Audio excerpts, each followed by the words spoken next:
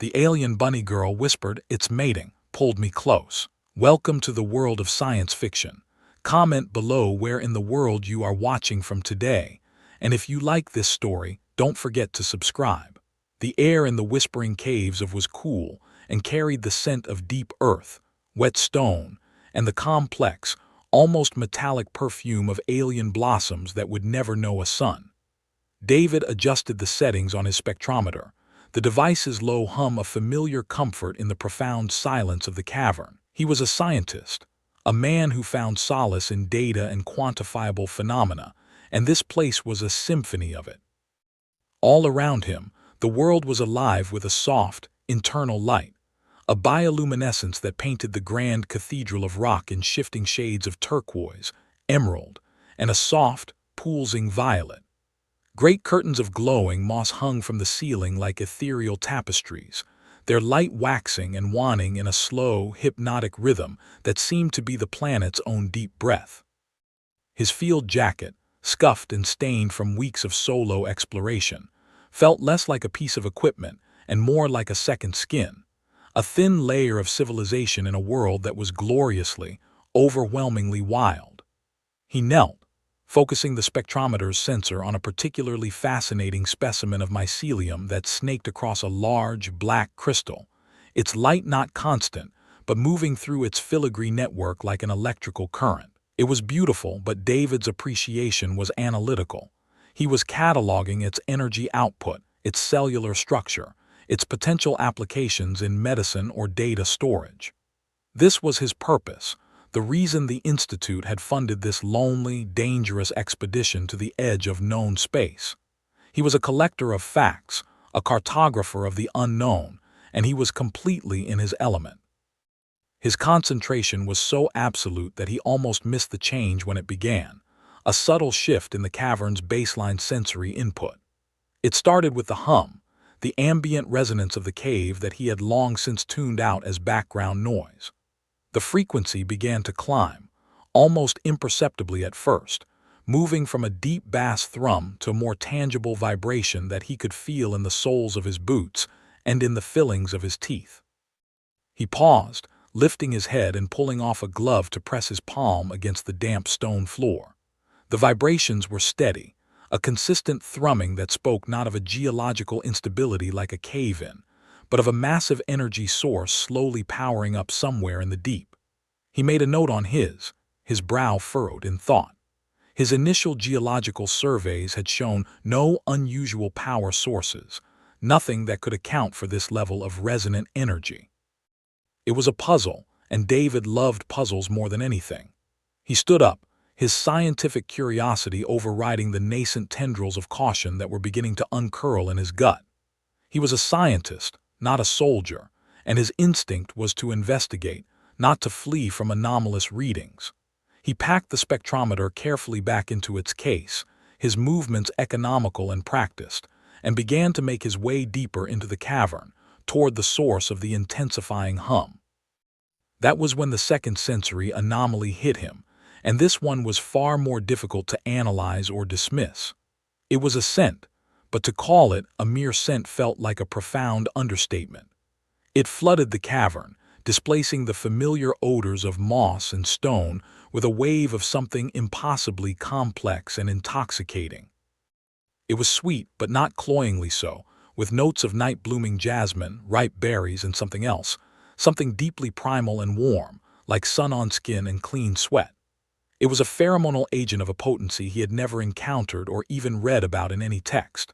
The scent bypassed his rational mind, plugging directly into the oldest, most primitive parts of his brain. It made the hairs on his arms stand on end, while simultaneously making his muscles feel loose and heavy. His focus, usually so sharp and precise, became clouded, his thoughts growing fuzzy and slow as the scent wrapped around him like a physical presence. He found himself taking a deep, involuntary breath, the aroma filling his lungs and making his head swim with a pleasant, disorienting vertigo. He shook his head, trying to clear the fog, raising a hand to his nose. This was a biological weapon, perhaps a defense mechanism from some plant he had disturbed. He needed to analyze it to find an antidote, But even as his mind formed the words, his body was betraying him, relaxing into the warm, scented air, a strange lethargy seeping into his bones. He was still fighting the intoxicating haze, fumbling for the atmospheric sensor on his belt when the attack came. It was not a sound or a warning, but a sudden, violent displacement of air to his left.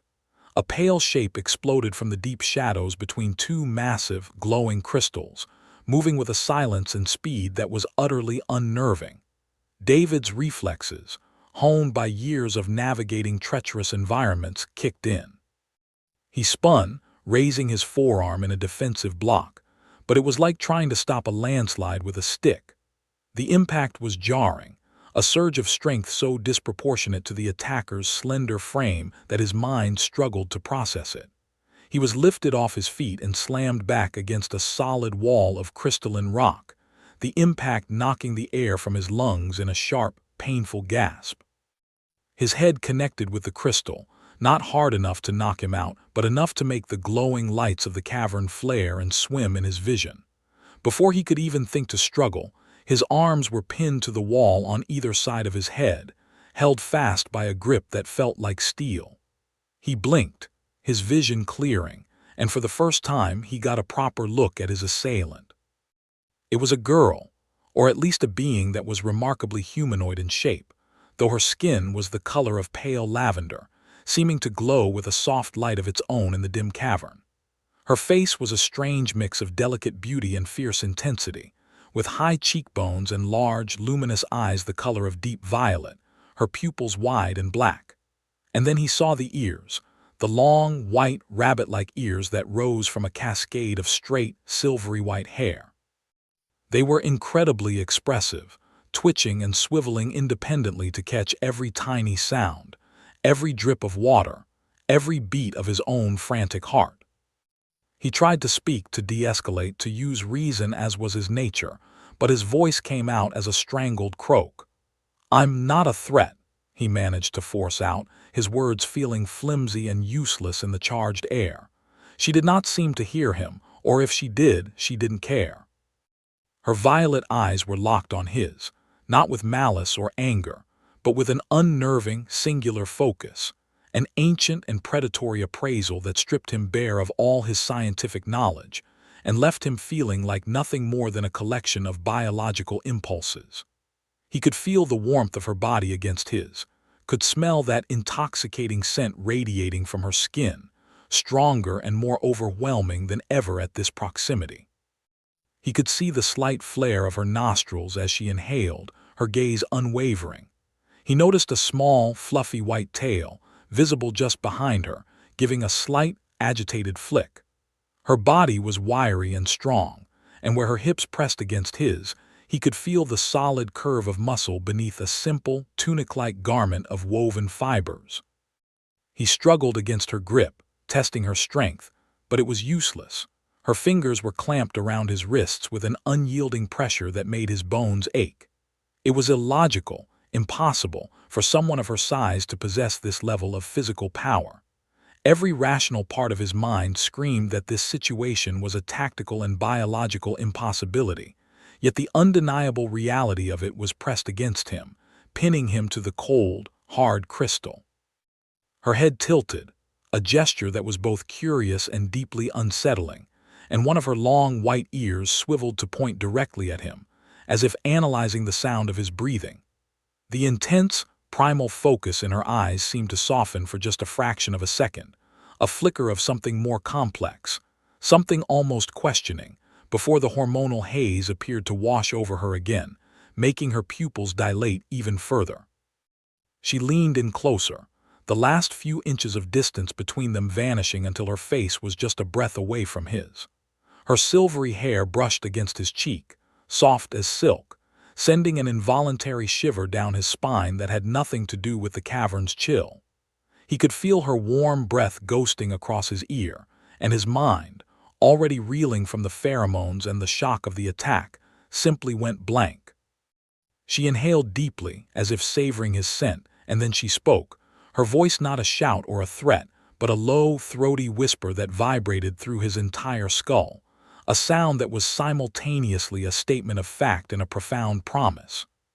"It's mating season," she purred, the words curling in the air between them, laden with an absolute biological certainty that all argument. Before the full, staggering implication of her declaration could settle in his stunned mind, her grip on his wrists tightened, and she pulled him close, her intentions becoming terrifyingly, undeniably clear. The pressure against his wrists was immense, a crushing force that threatened to pulverize bone, yet his mind, trained to operate under duress, latched onto the single, shocking phrase she had whispered. "It's mating season." It was a piece of data, and data, however alarming, could be processed and acted upon. While one part of his brain was reeling from the primal implications, the scientific core of his consciousness was already working the problem, desperately searching for a variable he could control in this chaotic equation. He could not match her strength, that much was certain, and reasoning with a being in the throes of such a powerful biological imperative was clearly futile. He needed a circuit breaker, a hard reset for her senses, which were obviously heightened to an extraordinary degree. Her large, luminous eyes, adjusted to the cavern's dim glow, would be acutely sensitive to a sudden, intense burst of light, and her long, twitching ears, which tracked even the subtle echo of his own breathing, would be equally vulnerable to a high-frequency sonic pulse. His multi-tool, a dense piece of hardened alloy strapped securely to his belt, contained both a plasma welder that could be discharged as a brilliant flash and a geological scanner that could emit a piercing sonic frequency. The challenge was reaching it, a seemingly impossible task when his arms were pinned wide in a crucifix of stone and alien muscle. He relaxed his body fractionally, a calculated move to suggest submission, hopping to create a moment of complacency. As her focus remained locked on his face, he began a slow, agonizingly subtle contraction of his core muscles, shifting his weight just enough to bring his right hip, and the tool attached to it, a few millimeters closer to his pinned right hand. Her grip remained unyielding, a testament to the absolute power of her instinctual state, but her attention was so singularly focused on his eyes and the scent of his skin that she seemed not to notice the minute, painstaking movement of his fingers. He stretched them, straining against her hold until he felt the cold, familiar metal of the multi-tool casing brush against his fingertips. It was now or never.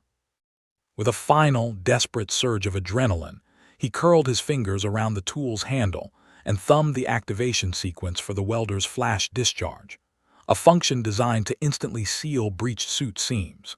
He twisted his wrist with all his might, aiming the tool's emitter upwards, directly into the space between their faces.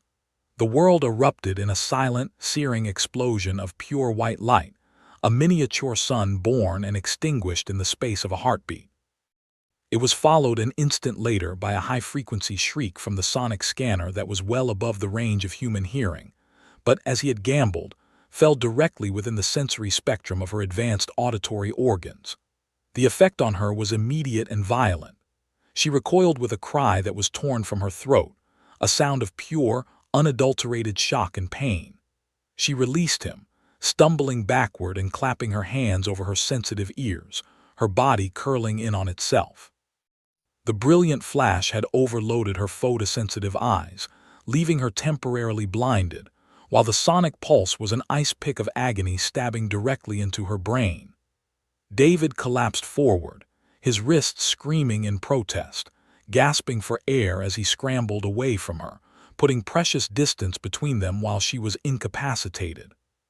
He watched her, his own vision still filled with dancing spots of light, and saw a transformation that was even more shocking than the initial attack. The predatory intensity, the primal haze that had clouded her features, simply dissolved, washed away by the sensory overload. When she finally lowered her hands from her ears, her violet eyes, blinking rapidly to clear the afterimages, were no longer wide with instinct but filled with a dawning, horrified confusion. She looked at her own hands, then at him, and back at her hands, as if they were alien things that had acted of their own accord. A flicker of deep shame and fear crossed her delicate, lavender-hued features. The fierce hunter was gone, and in her place was someone who looked lost and profoundly afraid. This was the person beneath the instinct, the rational mind that had been momentarily buried under a biological tidal wave. He saw the struggle now, the war being waged within her, and his perception of the situation shifted irrevocably. She was not a monster. She was a victim of her own biology, and he had just witnessed a moment of her losing and then regaining control. He slowly got to his feet, keeping his multi-tool held ready but lowering it slightly, a gesture meant to convey that he would not press his advantage. "Are you all right?" he asked, the words feeling inadequate and absurd given the circumstances, but they were the only ones he could find. She flinched at the sound of his voice, her ears still ringing, and she took another shaky step back, her expression one of deep distrust and bewilderment, not for him, but for herself. Before any further communication could be attempted, a new sound intruded, a deep, guttural roar that was so powerful it seemed to emanate from the very stones around them. The ground vibrated with a heavy, rhythmic tread, and a shower of dust and small pebbles rained down from the cavern's ceiling. Both David and froze, their personal conflict instantly rendered insignificant by the arrival of a far greater and more immediate threat. A colossal shape blotted out the turquoise glow from a massive tunnel at the far end of the chamber, its bulk so immense it had to scrape and grind its way through the opening. A creature David had only seen in planetary survey scans, a six-legged apex predator of subterranean ecosystems, lumbered into the cavern. It was a nightmare of chitinous armor plating, its hide the color of obsidian and slick with cave slime. Two of its six multifaceted eyes, located on armored stalks, swiveled independently, while a larger central eye glowed with a faint, internal red light. Its massive, tusked maw gaped open, drooling a thick, corrosive fluid that sizzled and smoked where it dripped onto the stone floor. The beast lifted its head, its cavernous nostrils flaring, and let out another deafening roar. It wasn't roaring in territorial aggression. It was roaring in hunger, drawn inexorably toward the source of the overwhelmingly potent pheromones that still clung to the air around, a scent that promised a rich, vital meal to the predator's primitive brain. Instinctively moved, her earlier confusion replaced by the sharp, focused clarity of a survivor, she shoved David back, putting her body between him and the monstrous creature, a protective gesture that was as surprising as her initial assault. The central red eye fixed on her, and it took a heavy, deliberate step forward, its intentions brutally clear. They were trapped, the monster blocking the only passage large enough for it to have entered through, and the walls around them were sheer, slick crystal. There was no escape. Panic was a luxury they could not afford, and in that moment of shared peril, a fragile, unspoken truce was forged. David's mind, free from the pheromonal fog and filled with a rush of pure adrenaline, went into overdrive. He analyzed the beast, his eyes cataloging every detail with scientific precision. The gaps in the chitinous plates around its leg joints, the photosensitive nature of its stalk-mounted eyes which were blinking rapidly in the cavern's ambient glow, the way it favored its front set of legs, suggesting a weakness in its rear limbs. He was formulating a plan, running probabilities and tactical scenarios through his head at lightning speed. At the same time was reading the creature's body language, her intimate knowledge of this world giving her insights he could never have. She saw the slight tremor in its back legs, confirming David's unspoken theory, and noticed the way it angled its head to protect the vulnerable central eye. She knew its patterns, its behaviors, its weaknesses. She looked at David, a quick, sharp glance, and saw not a terrified victim, but a mind at work. His eyes narrowed in concentration as he assessed the threat. She pointed a sharp finger at this multifaceted eyes, then swept her hand towards a narrow, unstable-looking fissure high up on the cavern wall, choked with loose rocks and glowing moss. Their communication was clipped, a mixture of gestures and single words. "Light," David said, holding up his multi-tool. "It hates bright light," nodded, her understanding instant. "There," she replied, her voice strained, pointing again at the fissure. "The passage is weak." A plan, desperate and incredibly dangerous, formed between them in the space of a few heartbeats. They would have to work together, combining his technology with her knowledge of the environment, or they would be torn apart. The took another thunderous step, lowering its head to charge, and with a shared look of grim determination, David and broke in opposite directions, their desperate alliance put to the ultimate test. This roar was a physical force, a concussive blast of sound that tore through the cavern and hammered against David's ribs, but in the face of that overwhelming power, his mind found a strange and sudden calm. The chaos of variables coalesced into a single, elegant, and terrifyingly simple plan of action. He broke to the left, drawing the beast's attention, while a fluid shadow against the glowing stone moved right, her target the high, unstable fissure in the cavern wall. David didn't run aimlessly. He moved in a calculated pattern, keeping a massive crystalline pillar between himself and the creature's direct charge, while giving the precious seconds she needed to begin her ascent. He raised his multi-tool, thumbing the actuator for the flash discharge, and sending a blinding pulse of light directly at the stalk-mounted eyes. The creature bellowed in a mixture of pain and rage, its massive head thrashing blindly, its armored legs stamping and cracking the stone floor. It was a temporary advantage, and David knew he had to press it. He switched the tool to its sonic frequency, a piercing, directional shriek that he focused on the beast, further disorienting it and masking the sound of swift, silent climb. She moved with an economy of motion that was breathtaking, her lavender-hued hands and feet finding holds in the sheer rock face that seemed invisible to him, her lithe body leveraging every tiny crack and crevice as she scaled the wall with the effortless grace of a creature born to that very task. The recovering from the initial sensory assault pinpointed David's position with its central, less sensitive eye and charged, its immense weight making the entire cavern tremble. David waited until the last possible second, his heart hammering a frantic rhythm against his sternum, before diving behind the crystal pillar. The creature's armored head slammed into the pillar with the force of a freight train, shaking the very foundations of the cave and sending a spiderweb of cracks racing up the translucent stone.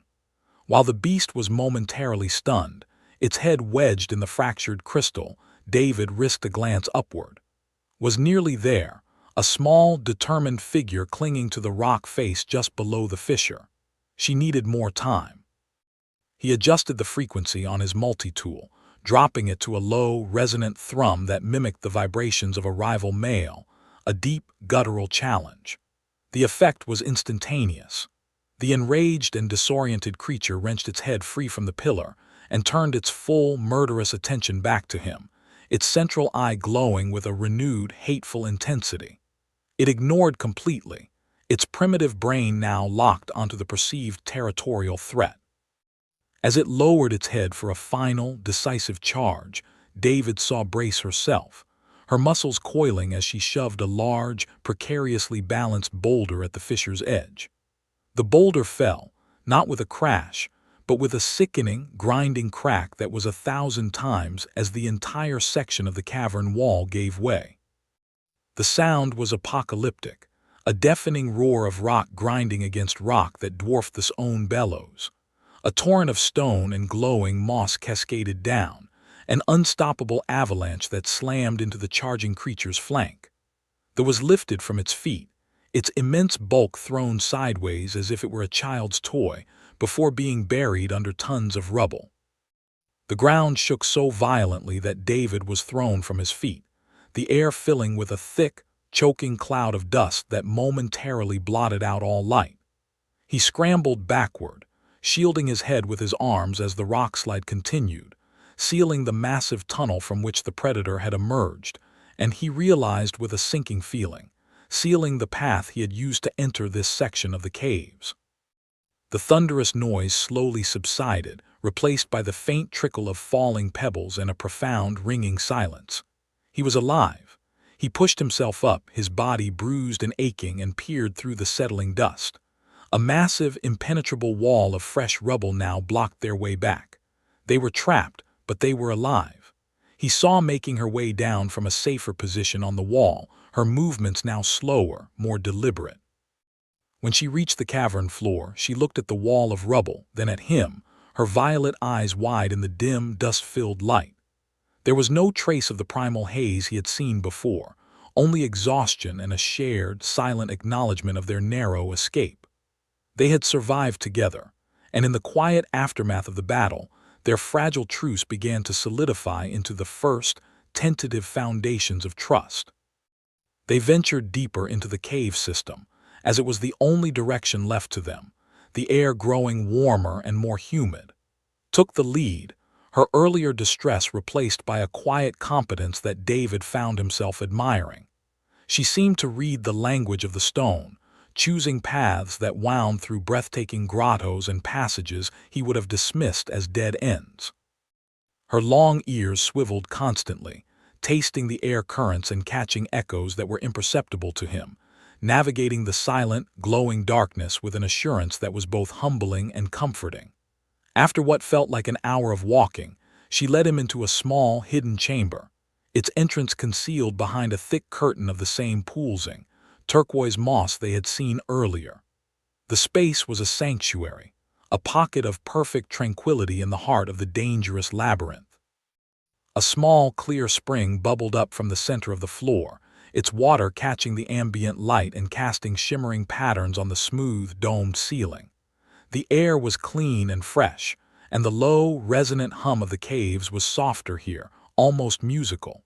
For the first time since the ambush, the tension in David's shoulders began to ease.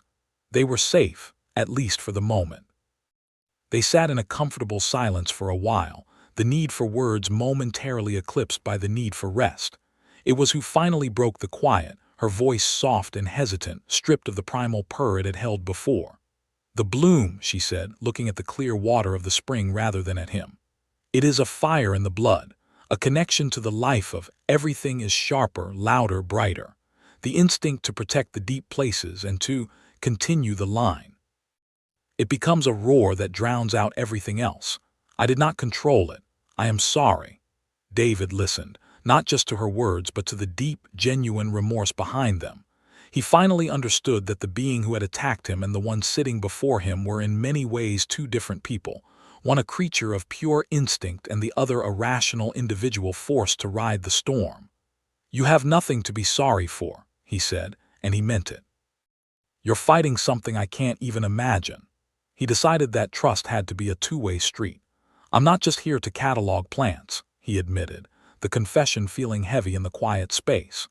"My employer's beliefs geology contains high concentrations of 138, a rare, stable isotope. The institute that funds my research is a subsidiary of a medical corporation. They need it for a new generation of radiopharmaceuticals that could treat neurodegenerative diseases. I'm not a plunderer, but I'm not just a pure scientist either. I had a personal reason for taking this mission." He looked at her, his expression open and honest. "My sister has one of those diseases." Finally met his gaze, her violet eyes holding a newfound empathy.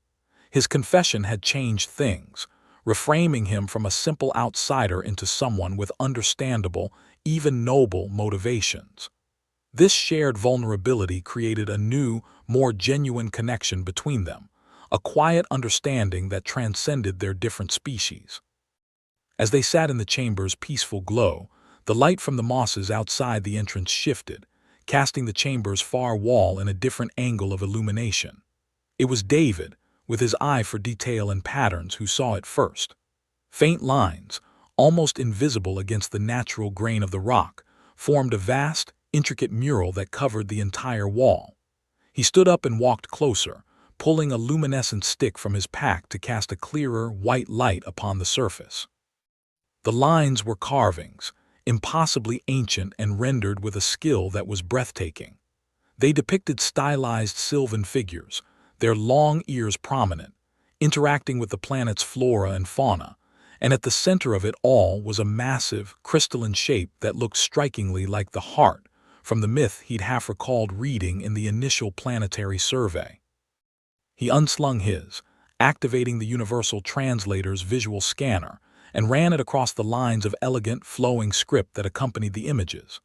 The translator word, its processors struggling with the archaic and deeply complex language. It could only decipher fragments, disjointed words and phrases that appeared on his screen like cryptic warnings from a long-dead civilization. The heart of he read aloud, his voice hushed with awe. Sleeps, breathes a great sleeping sickness. Will befall the unworthy, the translator flickered, and then produced one final, chilling phrase from a section of script that was heavily eroded. Outsiders beware. They stood together in the silent, hidden chamber, the soft light illuminating the ancient warning on the wall. The immediate threat of the was gone, but they had stumbled upon a mystery far older and potentially far more dangerous, a secret that lay buried in the glowing heart of the planet itself. Their journey for survival had just become a quest for the truth. The ancient warning, etched into the stone by hands that had turned to dust ago, hung in the silent air of the chamber long after David had powered down his. It was no longer just a matter of their own survival. The cryptic message about a sleeping sickness and a guarded heart had transformed their predicament into a profound responsibility. They were no longer just lost, but were now unwilling participants in a mystery that was woven into the very fabric of the planet. The carvings had shown a clear direction, a path that spiraled deeper, presumably toward the heart's location, and both of them knew, without needing to speak it aloud, that their path now lay forward, into the unknown, rather than backward toward a sealed-off escape. A new and solemn purpose had settled over them, a shared weight that was strangely comforting, binding them together more tightly than the chaos of their first encounter or the desperation of their fight against the. They gathered what little they had, David checking the charge on his equipment and drinking deeply from the clear spring, and then they stepped through the curtain of glowing moss, leaving the sanctuary behind and plunging back into the vast, humming darkness of the whispering caves, their footsteps now guided by the ghosts of a long-forgotten civilization. They moved through the subterranean world for what felt like hours, the passages opening into caverns so immense that their own lights seemed to do little more than punch a small, fleeting hole in an ocean of darkness.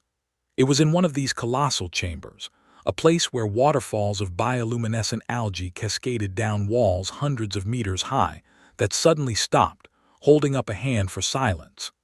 David froze instantly, his trust in her instincts now absolute. He listened, straining his own inadequate human ears, and heard nothing but the gentle splash of the falls and the ever-present, low hum of the caves. But's head was cocked, her long white ears swiveling with an incredible precision, sampling the air for sounds he could never hope to detect. After a long moment, she looked at him, her violet eyes wide with alarm, and pointed towards the far side of the cavern. It was then that David's own equipment registered the anomaly, a faint, rhythmic pulse of encrypted data packets appearing on his short-range comms scanner. It was a tight-beam, military-grade frequency, designed for stealth and efficiency, and its very presence in this place was a violation, an infection of synthetic order in a world of organic chaos. He felt a cold knot of dread tighten in his stomach. The warning of the outsiders was no longer a historical curiosity, it was an imminent threat. Led them silently and swiftly up a narrow, winding ledge, a natural staircase of rock that brought them to a concealed alcove high on the cavern wall, offering a commanding, yet hidden, view of the chamber floor below.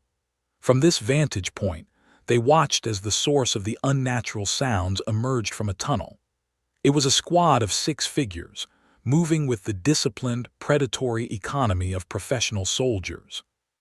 They were encased in matte black tactical armor that seemed to drink the ambient light, their helmets concealing their faces behind dark, emotionless visors. They carried advanced energy rifles with a casual proficiency that spoke of long and violent experience, and one of them operated a large, tripod-mounted scanner, its emitter dish sweeping the cavern in methodical arcs. David felt a surge of recognition and fear. The armor, the weapon design, the specific energy signature of their equipment, it all bore the unmistakable design philosophy of Corp, his own institution's most ruthless competitor, a corporation infamous for its hostile acquisitions of resources on developing worlds, often leaving ecological devastation and social collapse in its wake. These were not mere poachers or pirates. They were a corporate wetworks team, the best and most dangerous that money could buy, sent here to claim the planet's secrets by force. The mercenary with the scanner stopped, pointing a gauntleted finger towards the very center of the vast chamber. A holographic display shimmered into existence above his device, showing a swirling, three-dimensional map of the cave system. At its heart was a single, intensely bright point of energy, and a line on the display indicated that its source was still several kilometers deeper. David's blood ran cold as he understood. They were tracking the same energy he had been peripherally monitoring, the same energy the ancient carvings had called the heart of. They knew what was here and they had come to extract it, no doubt viewing the ancient warnings about a sleeping sickness as native superstition, irrelevant data in their cold cost-benefit analysis. Beside him, let out a low, almost inaudible growl, a sound of deep ancestral fury. She had seen these men before, or others just like them, on the surface world. She spoke in a harsh whisper, telling him of sacred groves burned to the ground to make way for landing pads and ancient sylvan sites desecrated by geological drills. They were a plague upon her world, and now they were here in its most sacred and vulnerable depths, hunting its very soul. The mission was no longer about discovery or escape. It had become a desperate defense, a hopeless battle against an enemy with superior numbers, superior technology, and a complete lack of morality.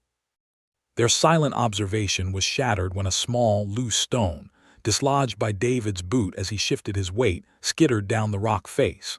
It was a tiny sound, almost entirely lost in the cavern's ambient noise, but the mercenaries' acoustic sensors were far from human. The entire squad snapped to attention, their rifles instantly raised towards the ledge. A targeting laser, a thin, angry red line, swept across the rocks just meters from their hiding place. There was no time for a plan, no time for anything but flight. Grabbed his arm, her grip like iron, and pulled him deeper into the alcove, which thankfully opened into another, much smaller in passage. They plunged into the darkness, the sounds of muffled shouts and the sharp crackle of energy rifle fire echoing behind them. The chase was on. The mercenaries were relentless, their armored boots thudding against the stone as they pursued, but they were bound by their bulky equipment and their reliance on technology, while David had become a single, fluid unit of instinct and intellect. The caves, which had been their prison, now became their greatest weapon. Led them on a frantic, weaving path through a labyrinth of tunnels that would have been invisible on any map, her knowledge of the secret ways of her world their only advantage. They squeezed through fissures so narrow that David had to shed his pack and push it ahead of him, passages that the heavily armored mercenaries could never hope to fit through. In a larger passage, as the sounds of pursuit grew closer, David stopped for a precious few seconds, jamming his multi-tool into a seam of conductive ore in the wall and discharging his power pack's entire energy reserve into it. The resulting electromagnetic pulse was just strong enough to momentarily scramble the mercenaries' helmet-mounted navigation and comms systems, sowing a few precious moments of confusion in their coordinated pursuit. They emerged into a grotto filled with a unique species of bioluminescent fungi that reacted to sound, and as let out a series of sharp, piercing calls, the entire cavern erupted in a chaotic, disorienting strobe of flashing green and violet light. A natural defense she turned into a tactical advantage to blind their pursuers' motion sensors. They crossed a deep chasm on a natural stone bridge that was slick with moss, and on the far side, David used his geological sampler's sonic drill to vibrate the rock at a resonant frequency, causing the bridge to crumble into the abyss moments after they had crossed, cutting off the most direct route of pursuit. They had gained some time, some distance, but as they paused in a dark, damp tunnel to catch their breath, the sound of the mercenaries' jet-assisted climbing gear echoing from the chasm below told them the hunt was far from over. They were exhausted, outmatched, and hunted, But as David looked at its determined face, illuminated by the soft glow of a nearby crystal, he knew they would not stop fighting. They were now the unlikely, and perhaps the last, guardians of the heart of. The relentless pursuit had honed their senses and stripped away everything but the essential, forging them into a single entity moving through the ancient circulatory system of the planet. David no longer thought in terms of minutes or kilometers, but in heartbeats and the changing pressure of the air against his skin, his scientific rationalism having merged with a more primal, intuitive awareness learned from. She, in turn, had come to rely on the quiet hum of his technology, understanding that his could hear the whispers of their enemies long before they came into the range of her own extraordinary hearing. They followed the carvings, which were now no longer isolated murals but a continuous, flowing tapestry of silver-like ore embedded in the rock, guiding them through passages where the very air seemed to hum with a growing, melodic resonance. The oppressive dampness of the outer caves gave way to a clean, warm air that felt charged with static electricity, and the bioluminescent flora grew brighter and more vibrant, their light shifting from cool blues and greens to a warm, welcoming violet that seemed to throb in time with the resonant hum. Every step felt less like fleeing and more like a pilgrimage, a solemn journey toward a destination that was pulling them in with a tangible, gravitational force. The weariness in their muscles remained, but it was overshadowed by a profound sense of anticipation, a feeling that they were on the cusp of a revelation that would dwarf everything they had ever known. They emerged from a final, narrow passage carved through a wall of what looked like solid, light-infused quartz, and stepped into a space that shattered David's entire conception of geology, biology, and the universe itself. The chamber was a geode the size of a city, a vast, spherical cavern whose crystalline walls glittered with their own internal light, creating a breathtaking, star-filled firmament of shimmering violet and gold. The air was warm and sang with the beautiful, harmonic resonance they had been following, a sound that was not just heard but felt, a vibration that seemed to tune the very marrow of their bones to its frequency. In the exact center of this colossal chamber, suspended in the air by what looked like thick, petrified roots of pure crystal, was the heart of. It was a single, flawless crystalline structure the size of a small starship, its facets cut with an impossible geometric precision that could not have been a natural formation. It was alive. Light pulsed from its core, a slow, steady beat like a sleeping titan's heart, sending waves of soft, violet energy washing through the cavern. And all around the chamber walls, fused seamlessly into the crystal itself, were the fossilized forms of thousands of sylvan figures, their ancient bodies encased in eternal amber, their faces turned towards the heart in expressions of serene, unending reverence. It was not a tomb, David realized with a staggering sense of awe, but a library of souls, a testament to a symbiotic relationship between a people and their world that spanned geological time. As the warm, pulsing light of the heart washed over them, a profound and immediate change took place. For the effect was like a fever breaking. The last, lingering embers of the bloom, the faint, residual static of instinct that had remained in the back of her mind, were completely and utterly extinguished, replaced by a sense of peace so deep and absolute that it brought tears to her eyes. The fire in her blood was finally soothed, the constant, roaring companion of her adult life silenced by the heart's lullaby, leaving her feeling wholly and truly herself for the first time in a long time. For David, the change was just as powerful. The adrenaline, the fear, the constant tactical calculations that had been running in his head for days simply dissolved, leaving behind a feeling of pure, unadulterated wonder that silenced the scientist within him. He looked at the heart, then at her face soft and unguarded in the violet glow, and felt the last of the walls around his own heart crumble. They stood in the sacred silence for a long time, simply existing in the presence of this impossible miracle, the noise of the outside universe and their relentless pursuers into utter insignificance. He reached out and took her hand, his touch hesitant, and she met it without a flicker of the instinct-driven possessiveness she had shown before, her fingers lacing with his in a gesture of simple, profound connection. "I spent my whole life looking for answers in data streams and under microscopes," David said, his voice barely a whisper, yet it carried perfectly in the resonant chamber. "I thought the universe was just a series of complex equations waiting to be solved. But this is something else. It's more real than anything I've ever measured." Turned to him, her violet eyes shimmering with unshed tears of relief and a dawning, deep affection. "For my people," she said softly, "the bloom has always been our truth, a power, a curse, a duty. I was afraid it was all I was, that the fire was the only thing anyone would ever see." She squeezed his hand, her gaze direct and open. "You saw me. Even when I was lost in it, you saw the person underneath."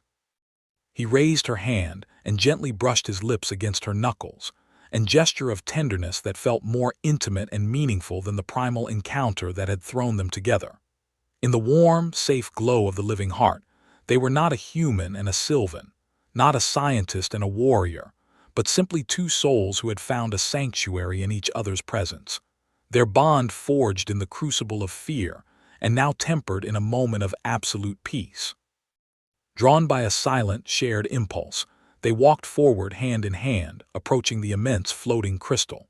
The harmonic hum grew stronger, vibrating through their bodies not as a sound but as a form of communication, a language of pure feeling and intent.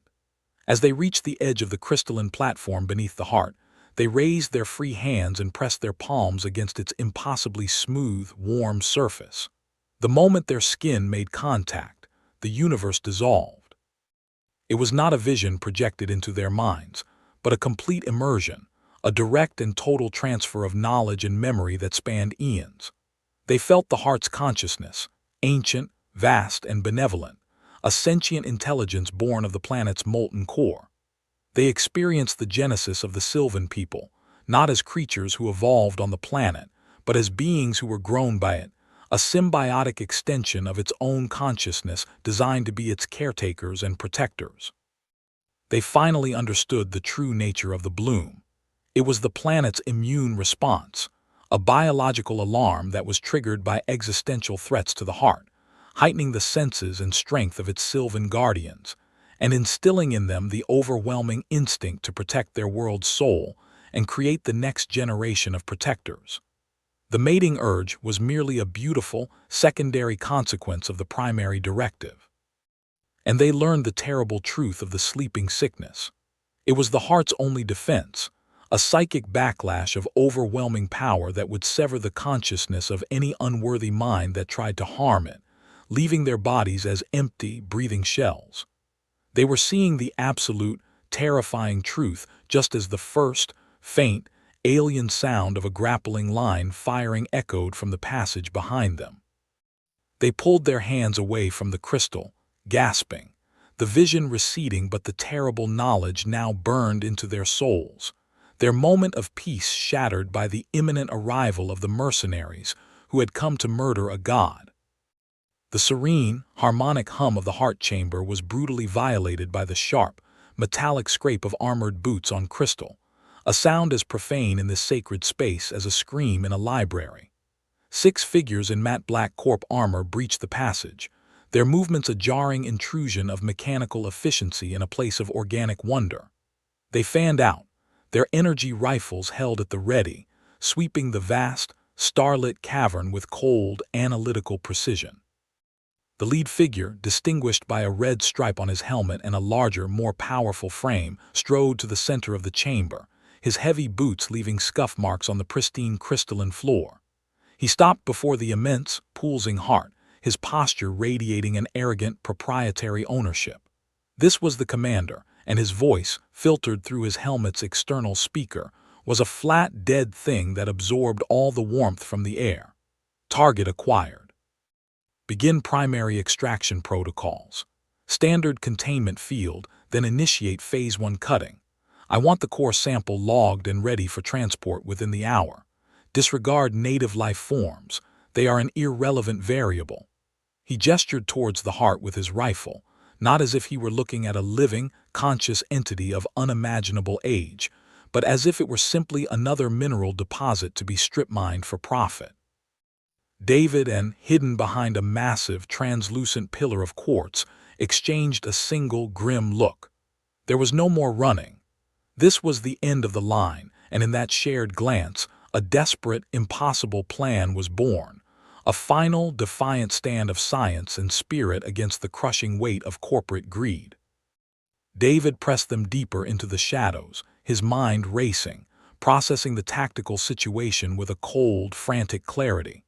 The mercenaries' strength was their technology, their networked communications, their powered armor and their energy weapons, all of which relied on stable power sources and sophisticated electronics. He looked around the chamber, not at the breathtaking beauty, but at the underlying physics of the space. The entire cavern was a massive resonant cavity, and the thousands of smaller crystals embedded in the walls and growing like a forest from the floor were not just decorative. They were natural capacitors, constantly absorbing and emitting the heart's gentle energy. If he could introduce a disruptive, high-energy frequency into this closed system, he could theoretically trigger a cascade failure, using his multi-tool as a catalyst to make the crystals absorb energy far beyond their capacity, and then release it all at once in a single, massive electromagnetic pulse.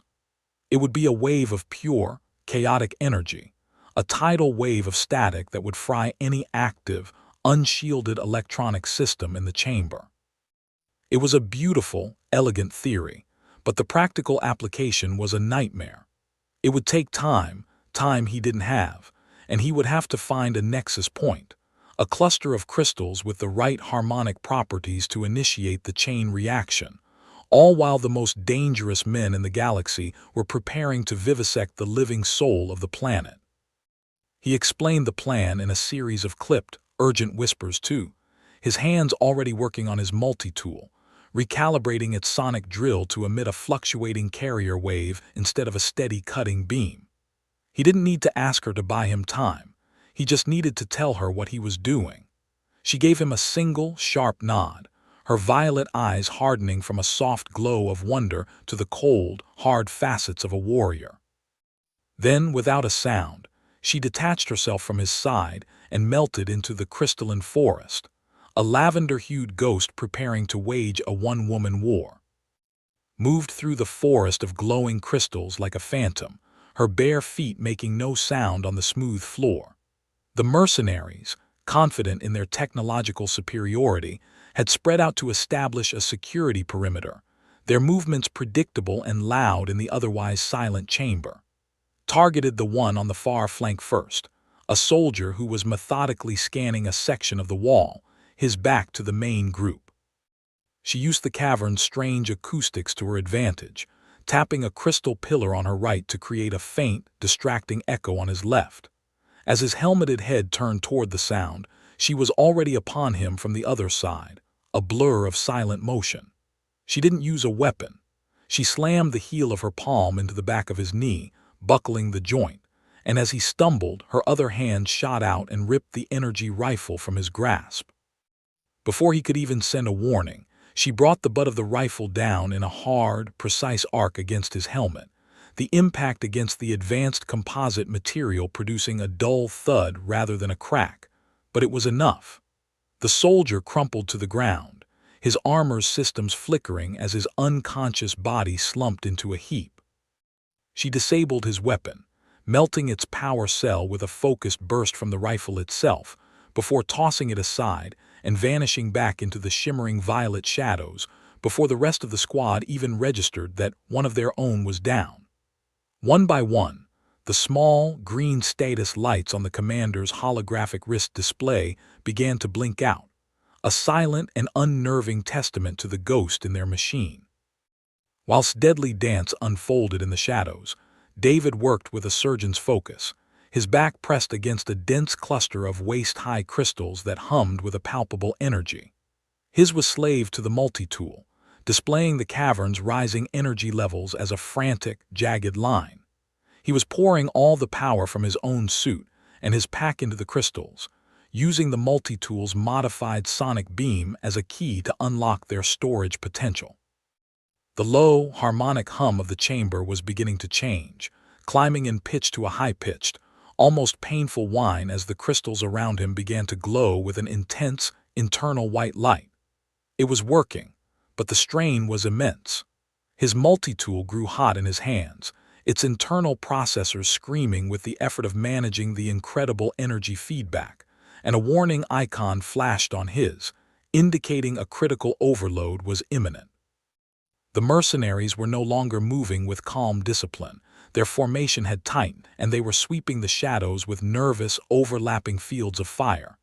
They knew they were being hunted, and the commander's voice boomed through the chamber, stripped of its earlier arrogance and now laced with a raw, angry frustration. Report. Status now. All units converge on the energy source. Flush out the target. I want it dead. The remaining soldiers, now down to 3 besides the commander, began a bounding advance directly towards David's position, their rifle beams lancing into the crystalline pillars, shattering ancient, irreplaceable formations into clouds of glittering dust. Knew she could not stop a direct, determined assault. Her stealth was compromised now that they were on high alert and converging on a single point. She had to do something more drastic to buy David the last few moments he needed. She climbed a massive, tilted spire of crystal that overlooked the path of their advance, her movements swift and sure. As the 3 soldiers passed below, she used all of her sylvan strength to push against a huge, wing-like shard of crystal that was already heavily fractured from a stray rifle blast. With a great groaning crack, the shard, weighing several tons, sheared off and plummeted downwards. It didn't crush them, but it slammed into the floor directly in front of them, erupting into 1,000 razor-sharp pieces that flew through the air like shrapnel. The soldiers threw up their arms, their armor absorbing the impacts, but the psychological shock and the sheer physical barrier of the massive crystal wreckage brought their advance to a screeching halt. The commander, however, was not deterred. Activating the small jump jets on his back, he simply soared over the wreckage and his stunned men, his heavier armor and sheer determination carrying him forward. He landed with a heavy thud not 10 meters from where David was desperately trying to complete the final sequence, the ground shaking from the impact. The commander raised his right arm, and with a pneumatic hiss, a heavy, industrial laser saw extended from his gauntlet, its multi-toothed blade spinning to life with a hungry, high-pitched scream. The commander advanced on David, the laser saw casting a hellish, dancing light on his dark helmet. "You've been a surprising nuisance," the commander's voice crackled, devoid of all emotion save for a cold, final anger. "But your interference ends now." David knew he was only seconds away from completing the overload sequence, but seconds were a lifetime he did not have. Just as the commander raised the shrieking saw, ready to cleave David in two, a lavender and white blur slammed into his side. It was, abandoning all pretense of stealth in a final, desperate bid to protect David. The force of her tackle would have sent any normal man flying, but the commander's powered armor and maglocked boots held him firm, though he staggered. He backhanded her with his free arm, a blow powered by mechanical servos that sent her tumbling across the crystalline floor. He turned his attention back to David, but was on her feet again in an instant, her face a mask of fierce, protective rage. She launched herself at him again, this time not with brute force but with a fluid, blindingly fast attack, striking at the vulnerable joints of his armor, at the servo mechanisms at his elbows and knees. It was a valiant, hopeless fight, a dance of flesh and spirit against unyielding steel and power. The commander grunted, annoyed by her persistence, and caught her by the throat, his gauntleted hand easily lifting her from the ground. As her struggles weakened, David, his face a mask of anguish, made his choice. He couldn't finish the full sequence, but he had enough energy stored for a directed, unstable pulse. He screamed her name, and with a final, desperate prayer, he slammed his fist onto the multi-tool's activation stud. The world went white. There was no sound, only a total, absolute immersion in pure, silent energy. The overload cascaded through the crystal network in a nanosecond, and the entire chamber discharged its stored power in a single, silent, omnidirectional wave. David felt his hair stand on end as the EMP washed over him, his own electronics shielded by the very crystal nexus he was using. The effect on the mercenaries was catastrophic. Every light on their armor flickered and died. The hum of their power pack ceased. The commander's laser saw sputtered, sparked, and went silent, its deadly spin coming to an abrupt halt. His helmet visor went black, and the powered servos in his armor locked up, turning his advanced suit of battle armor into a dead, 2-ton coffin. His gauntlet, which had been Crushing's throat, fell open as the power failed, and she dropped to the floor, gasping for air. The other soldiers, frozen in place by the blast, were now little more than statues in black armor, their weapons useless pieces of inert metal. The threat was over. The silence that descended upon the chamber was more profound than before, broken only by ragged breaths and the soft, steady, heartbeat-like pulse of the unharmed heart of, which continued its ancient, silent song as if nothing had ever happened. The silence that followed the blinding flash was more profound and absolute than any darkness David had ever experienced, a complete void where the hum of technology and the crackle of weapons had been just moments before.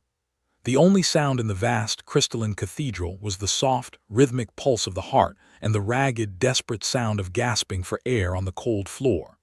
He scrambled to her side, his own aches and bruises forgotten, and gently helped her sit up, his hands trembling slightly. She leaned against him, her body shaking from the adrenaline and the near-fatal constriction of the commander's gauntlet. And for a long moment, they just stayed there, two small, fragile beings in the quiet heart of a living world, the frozen metal statues of their would-be conquerors standing as silent, impotent witnesses to their impossible victory. The warm, violet light of the heart pulsed around them, a gentle, soothing wave that seemed to wash away the lingering terror, replacing it with a deep, bone-weary sense of peace. The war was over, the noise was gone, and in the stillness all that remained was the quiet, undeniable truth of their survival, a truth they had earned together. After their breathing had steadied and the tremors had subsided, they stood and faced the aftermath. David, his scientific curiosity an inextinguishable part of his nature, cautiously approached the frozen form of the commander. The man was a statue of black composite and inert wiring, his laser saw a harmless, dull piece of metal. David ran a diagnostic with his multi-tool, which had been shielded by the crystal nexus he had used to trigger the pulse. The results were definitive. Every electronic system in the armor was fried beyond repair, the power cores were fused, and the internal mechanics were irrevocably seized. The man inside was alive, conscious, but he was a prisoner in his own technological shell, able to see and hear but unable to move or speak, a ghost trapped within a dead machine for the rest of his natural life. A similar fate had befallen the other soldiers, each one frozen in a final, futile pose of aggression. Came to stand beside him, her expression hard as she looked upon the men who had come to desecrate her world.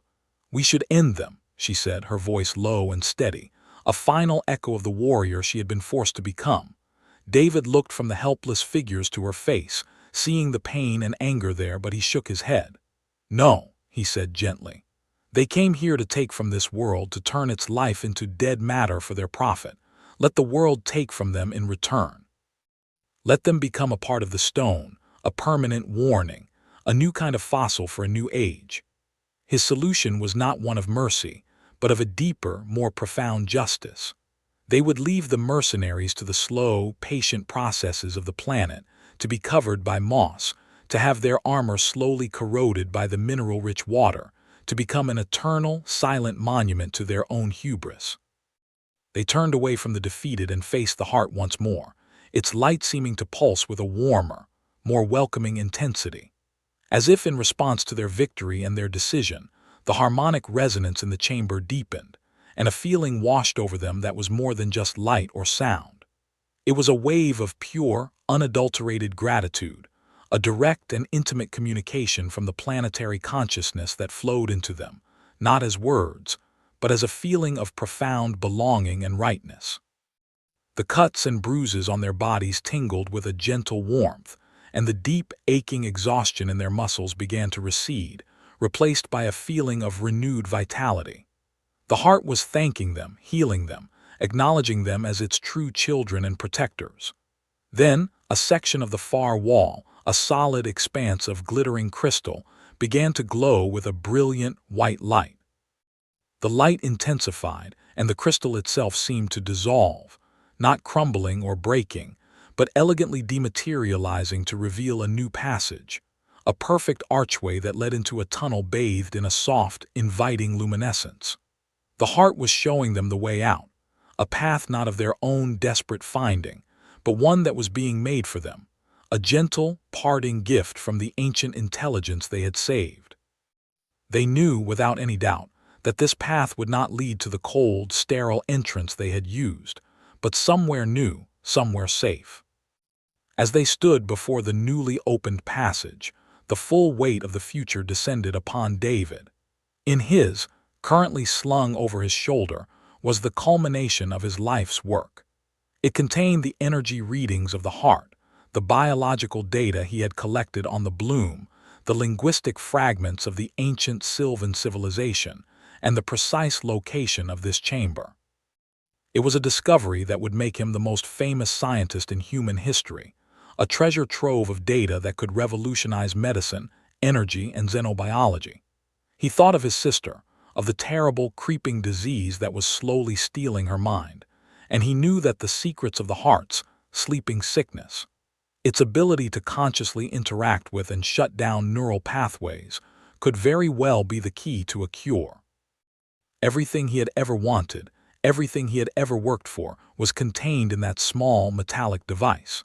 He looked at, who was watching him, her violet eyes holding not an expectation or a demand, but a quiet, trusting understanding. She would accept whatever he chose, but he could see in the gentle set of her jaw that she knew this world's only true defense was its secrecy. He thought of the commander's dead voice, of the laser saw, of the casual way he had ordered the vivisection of a living god. He knew that to reveal the heart's existence would be to sign its death warrant, unleashing an endless parade of corp gunships and corporate raiders who would never stop until they had torn this world apart for profit. He slowly unslung the from his shoulder, his movements deliberate. He held it in his hands for a long moment, the weight of two worlds resting in his palms. Then, with a final, decisive look a look that conveyed a whole lifetime of choice in a single, silent moment, he accessed the device's master controls and initiated a full, deep-level format, erasing every byte of data, every sensor reading, every log entry. He then reversed the polarity of its power core, and with a sharp, metallic pop and a wisp of smoke, that died in his hands, its screen going dark forever. He had made his choice. He let the dead, useless piece of technology clatter to the crystalline floor and took's offered hand. Together, they stepped through the archway of light and into the new passage. The journey was nothing like their frantic, desperate flight through the dark, oppressive tunnels before. This passage was warm and bright, its walls lined with the same soft, violet crystals as the heart chamber, and the air was filled with the gentle, musical sound of trickling water. It was a slow, peaceful ascent, a journey that felt less like an escape and more like a gentle escort from the planet's deepest sanctum. They walked in a comfortable silence, their hands clasped, the horrors of the last few days already beginning to feel like a distant, nightmarish dream. The intense, biologically driven connection of the bloom was gone, but in its place was something quieter, stronger, and infinitely more precious. A bond that had been forged not by instinct, but by choice, by shared terror, by mutual respect, and by a quiet, dawning love that needed no words to be understood. They were no longer a human and a Sylvan, but simply David and two beings who had walked through the fire together and had come out the other side irrevocably changed. The passage ended in a gentle, upward slope that opened into a small, sun-dappled grotto, the entrance to which was veiled by a curtain of sweet-smelling, flowering vines. David pushed them aside and took his first breath of fresh, surface air in what felt like a lifetime. The sight that greeted them was one of breathtaking, impossible beauty. Twin suns, one a brilliant gold and the other a soft rose pink, were just beginning to crest the horizon, painting the lush, alien landscape in hues of orange and lavender. The air was alive with the chirping of unseen creatures and the scent of 1,000 different blossoms. He looked at her pale lavender skin seeming to glow in the morning light, her long white ears twitching as she took in the familiar, beloved sounds of her home. The primal fire of the mating season was gone from her eyes, replaced by a clear, calm affection that was all her own. He had come to this world as a scientist, a dispassionate observer seeking a discovery that would define his life. He had lost that discovery, erased it with his own hands, but in its place, he had found something infinitely more valuable. He had found a purpose, a home, and a love that was as real and as alive as the world around them. As the first rays of the twin suns warmed their faces, squeezed his hand, a silent promise of a new season, a new life, and a new dawn that was just beginning together.